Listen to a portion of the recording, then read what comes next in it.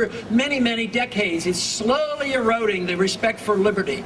And it's the Congress, it's the executive branch, and it's the legislative branch as well as the judicial branch. They all have so little respect for the rule of law. So if we look to our problems and say, how did we get into this mess? We come up with the idea, well, first we have economic problems because we don't follow the Constitution on money or on a free market economy. Why are we being so abused on our personal liberties? Because everybody seems to be so frightened. Anything the government does, if they're going to make us safer, we're going to sacrifice our liberties. It's that careless attitude and ignoring the Constitution and the Fourth Amendment and the many other amendments.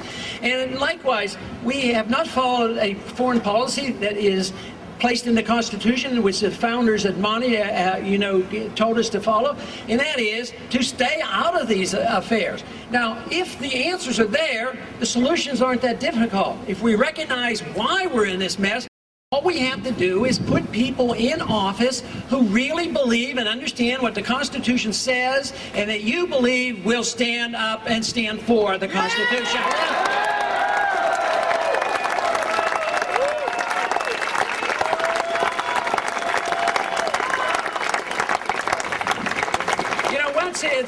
Once we as a people allow the government to assume the responsibility of individuals or of the economy, if it's up to the federal government to have better people or make the economy more fair or make the world safe for democracy, they can make the attempt. It never works. It's always foolhardy.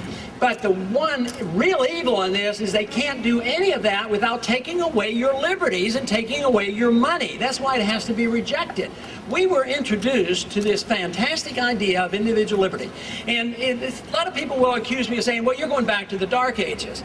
Hardly so. The ideas of liberty are very new in the history of the world, and it's very new. It was really only well tested in this country. It's this modern meager testing of liberty, which has been fantastically successful, that we have rejected, and we have rejected. And what we represent now are those who want to revive this and say that we do believe in liberty, we do trust the individual, we don't want to be taken care of by the government, we don't want the government to force our will other people, and the answers can be found. And the answers are right there. It's much better for us than say that when the Soviet system collapsed and other countries have revolutions, they don't have our tradition. So there's no reason to be despondent and say, well, it's not worth fighting for because nobody understands it. They do. And that is what's happening in the campaign. There are more people that understand this than I ever dreamed of. Hey, yeah.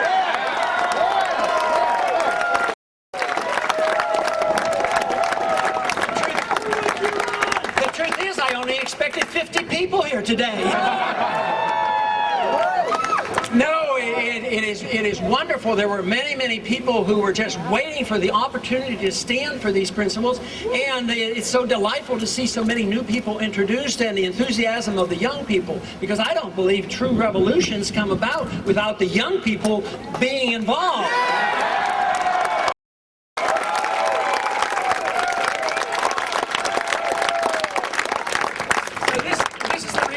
Remain very optimistic, but very much knowing and sensing our responsibility.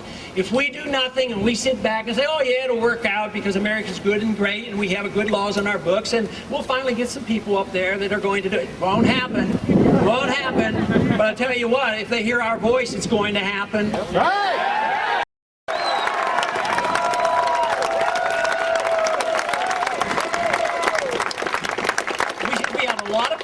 Our civil liberties have been violated, but we still live in a great country. We still can have rallies like this. Sometimes we have to work at it, but we still can have rallies, and we still have a way to get our message out. Maybe the three majors might not give us as much time. They might not give us as much time on the debates, but the vehicles are there. There's radio talk shows, and there's internet. And there's all kinds of ways that this message can come out. So it isn't so much that we can't do it. It depends on our enthusiasm for it, and it also depends on the message. If it's a true message, if it's worth fighting for and worth spreading, it will happen. And we have to believe that.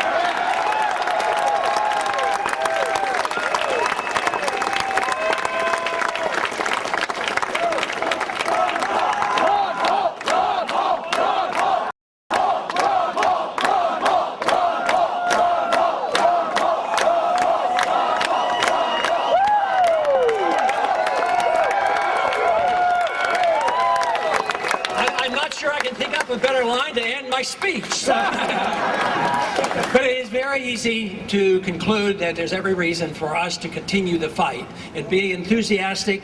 And the other rule that I have as you join in and participate in this wonderful event is that we fun doing it. We don't know what tomorrow will bring. We don't know what will happen to our country. We do know that if we do nothing, we know what the results will be, and they won't be good.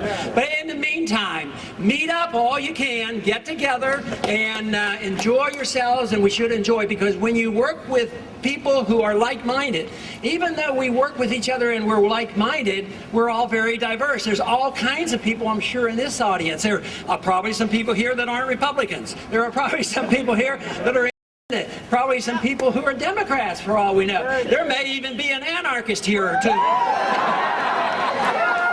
And everybody's lifestyle may be different. This is the wonderful thing about the Constitution and freedom. It brings people together because we're not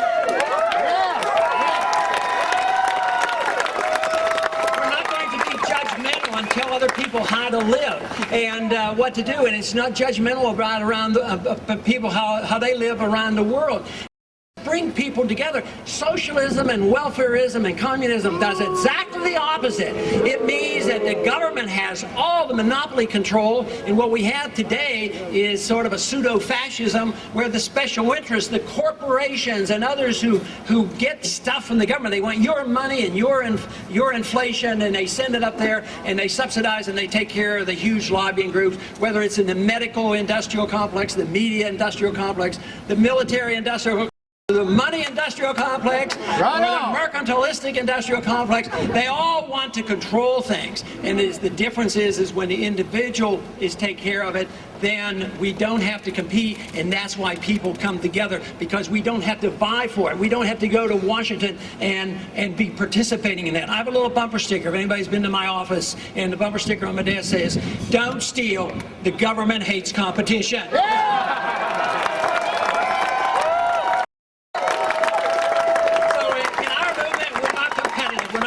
With each other. We work together for one goal, and that is for liberty and for the greatness of this country. Thank you very much.